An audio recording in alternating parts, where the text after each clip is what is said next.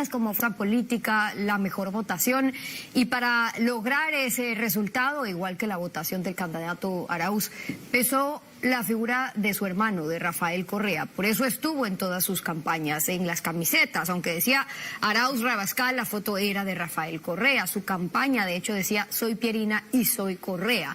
Sabiendo eso, ¿qué propone hacer UNES para que Rafael Correa esté presente en sus decisiones, en el movimiento, en la asamblea, etcétera, a pesar de estar lejos y sentenciado por la justicia ecuatoriana? Bueno, primero es un reconocimiento natural de toda la población, no solo quienes hacemos militancia, a un liderazgo indiscutible, reconocido así, no solo a nivel nacional, sino internacionalmente.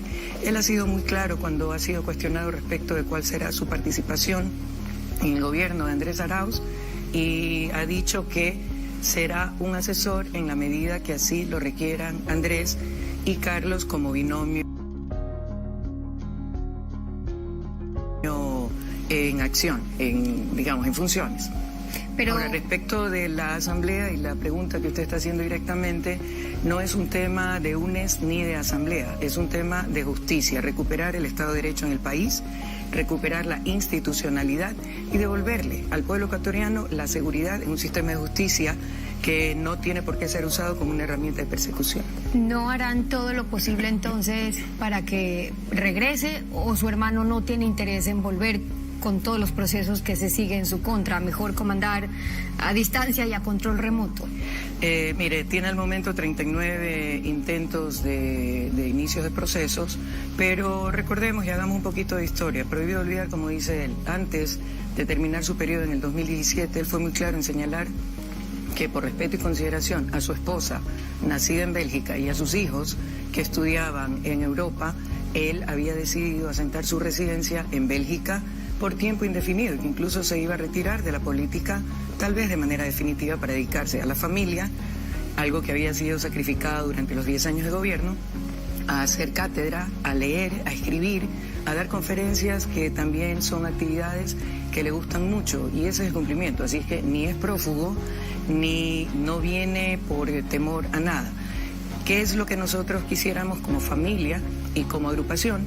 Que él tenga la total libertad de venir al país cuando quiera, por la razón que quiera, por el tiempo que desee, como hombre libre e inocente que es. Para que pueda hacer eso, ahora lo que sí pasa es que tiene una sentencia en su contra. Al no presentarse, resulta estar huido hoy por hoy de la justicia ecuatoriana. Entonces, si quieren que mañana pueda venir libremente, tranquilo, en familia, como usted aduce, entonces la intención es que judicialmente qué pase con esos procesos, apelar a instancias internacionales, la figura del indulto presidencial, ¿qué pasa ahí? No, para nada, ni indulto ni amnistía, porque aceptar, peor, solicitar una de estas dos figuras sería reconocer que hay el cometimiento de un delito, que no es el caso. Nosotros estamos... Al decir nosotros me refiero al equipo de abogados, se están haciendo todos los procesos que se requieren tanto a nivel nacional como internacional, y demostraremos su inocencia. A nivel nacional han sido agotados todos los recursos excepto el de revisión, que no tiene fecha de caducidad y por tanto será aplicado en el momento que se considere oportuno. El candidato Arauz estuvo los últimos días de gira en Estados Unidos, se reunió con migrantes, dio entrevistas en varios medios, estuvo en Telemundo, en Univisión, en Democracy Now, estuvo previsto la reunión con el Fondo Monetario Internacional ayer. Están aprovechando ya la campaña para segunda vuelta, mientras acá no se anuncia por parte del CNE el candidato que entra a segunda, y entre acuerdos y desacuerdos no pueden concentrarse en hacer campaña. Mira, nosotros fuimos el binomio y el movimiento triunfador de estas elecciones. Andrés tiene una ventaja con quien finalmente resulte el segundo para segunda vuelta de 12, 13 puntos, por lo tanto no es algo en que nos tenga que quitar ni tiempo ni generarnos preocupación. Él inició esta gira como una forma, primero, de agradecerle a esa comunidad migrante en Estados Unidos que le dio un apoyo rotundo y contundente, y también para escuchar en vivo y en directo, lo había estado haciendo mediante sistemas telemáticos, sus anhelos, sus necesidades, saludar y felicitar a nuestra asambleísta que quedó ganadora ya, Mónica Palacios, y también, como digo, agradecer básicamente y aprovechar el viaje para tener contacto con los medios de comunicación. Lo hizo en inglés y en español, habla me parece que 5 idiomas. Y finalmente ayer tuvo una reunión efectivamente con el Fondo Monetario Internacional, pero también tuvo reuniones con inversores extranjeros para darles la tranquilidad que durante su gobierno habrá transparencia, reglas claras del juego, seguridad jurídica y las condiciones de fortalecimiento de la dolarización, para lo cual se requiere inyección de dólares en la economía, y la inversión extranjera es uno de esos mecanismos. ¿Y cuál fue el propósito justamente ayer con el Fondo Monetario, dadas las reservas que ha tenido el candidato Arauz sobre las condiciones de financiamiento con el fondo? Es que justamente ese era el motivo de preocupación, siendo el candidato a presidente ganador de esta vuelta, y nuestra intención es hacer una segunda vuelta muy fuerte para que el triunfo en esta etapa sea también contundente y ratifique el apoyo del pueblo ecuatoriano a su propuesta. Justamente la intención era conocer de forma más directa las condiciones en que fue acordado o se ha venido hablando con el Fondo Monetario, y fue muy tajante en señalar que no puede haber una aprobación o una complacencia en cuanto a las condiciones que ha puesto el Fondo Monetario Internacional para los diferentes desembolsos que atacan y afectan de manera directa al pueblo ecuatoriano. ¿Y eso no podría suponer mañana el que no se logren acuerdos con el fondo, el acceso a financiamiento? Entonces, ¿en qué otras miras u oportunidades o alternativas estarían entonces si es que no es en el fondo? Hay varias opciones. El Fondo Monetario Internacional es uno de los multilaterales, donde también está el Banco Mundial, el Banco Interamericano de Desarrollo, entre otros. Hay los bilaterales, hay varias opciones, y también las acciones que se tomen desde el interior del país, aumentar una recaudación a través del SRI, controlar la salida de divisas, controlar que no haya subfacturación ni sobrefacturación para maquillar rentabilidades, entre otras cosas. Y definitivamente hay opciones como las reservas del Banco Central, que permiten, de acuerdo al artículo 302, numeral 3 de la Constitución, al Gobierno Nacional utilizar parte de esas reservas para impulsar el desarrollo y la reactivación económica del país en beneficio de la población ecuatoriana.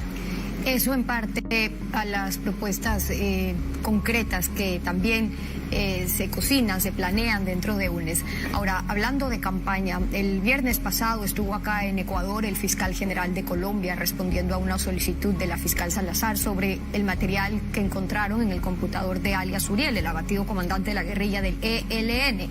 Y allí se evidenciarían vínculos del ELN con Ecuador, con financiamiento a campaña electoral. Las autoridades colombianas creen que se podría tratar del candidato Arauz. ¿Qué acciones han definido al interior de UNES sobre ese caso para desvirtuar, en el caso que así lo consideren, esas vinculaciones que se está haciendo con la campaña de Arauz? Estefi, una vez más, primero sorprende la mega agilidad de la fiscal para pedir la cooperación de su par colombiano y la celeridad de la respuesta del fiscal colombiano. Sabemos que no es un gobierno amigo, sin embargo, se manifiesta por otro lado una lentitud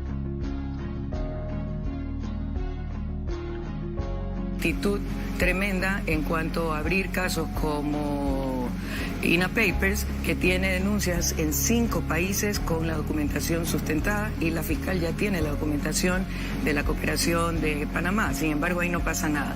Esto se repite. Recuerden que a mi hermano lo acusaban de haber recibido fondos de la FARC, y discúlpenme, pero es hasta irrisorio pensar en un aporte de campaña de $80.000 a un binomio presidencial. En todo caso, también hay que recordar que el señor Uriel fue abatido en octubre de 2020 y nuestro binomio fue calificado en firme recién los primeros días, el 8 de diciembre me parece que fue.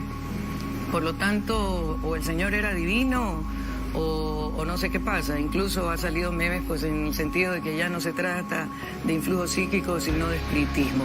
Es una burla más al pueblo ecuatoriano y una intención más de tantas que ya hemos visto de tratar de proscribir u obstaculizar la participación que en derecho, de acuerdo a la Constitución, tiene Andrés Arauz para participar en su afán de llegar a la presidencia de la República con una propuesta clara, contundente, en beneficio del pueblo. Ahora, esa es la posición de UNES, pero siendo temas que están siendo investigados, no solo eso, sino judicializados en Colombia, es que el fiscal general no hablaba solamente de la publicación o la investigación de una revista. Lo que dijo acá al llegar a Ecuador es que se han entregado, y dijo, elementos probatorios, material probatorio y evidencia física.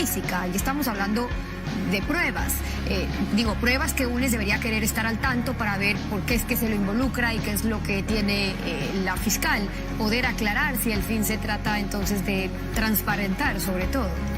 Efectivamente, el equipo de abogados está haciendo el seguimiento del caso como corresponde, pero recordemos también que en el caso Sobornos resulta que había 17 millones de dólares que terminaron en 6, de coimas, que terminaron en $6.000 de un préstamo que fue pagado. Recordemos también que supuestamente había un cuaderno que luego se comprobó que era forjado y que la Fiscalía impidió los debidos procesos forenses para verificar la antigüedad del cuaderno y de la tinta. Entonces, ¿qué podemos esperar de un proceso que ha sido viciado, que ha sido fraude procesal?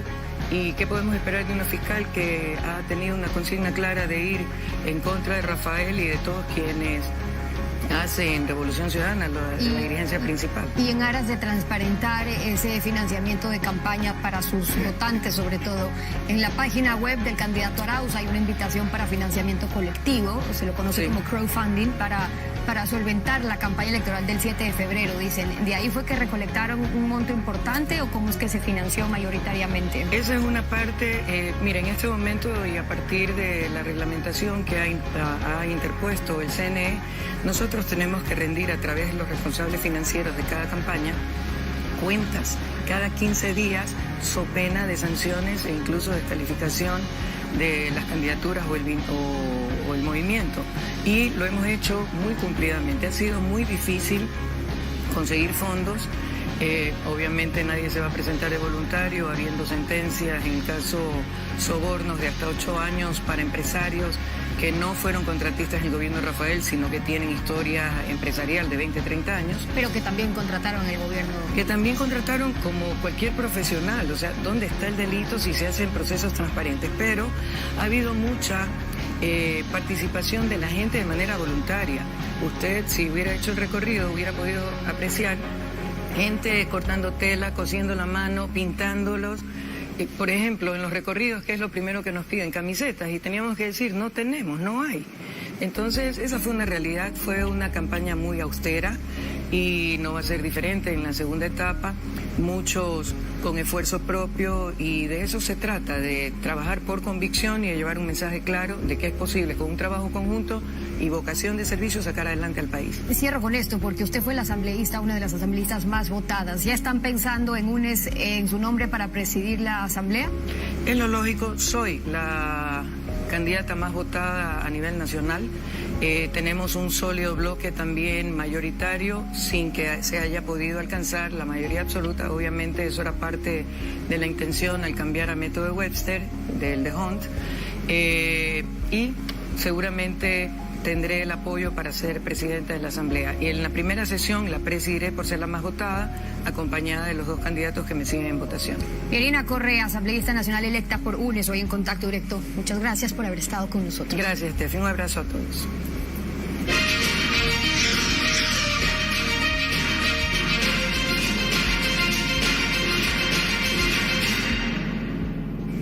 La ciudadanía sintió alivio al conocer que 2 candidatos que disputan el segundo puesto de las elecciones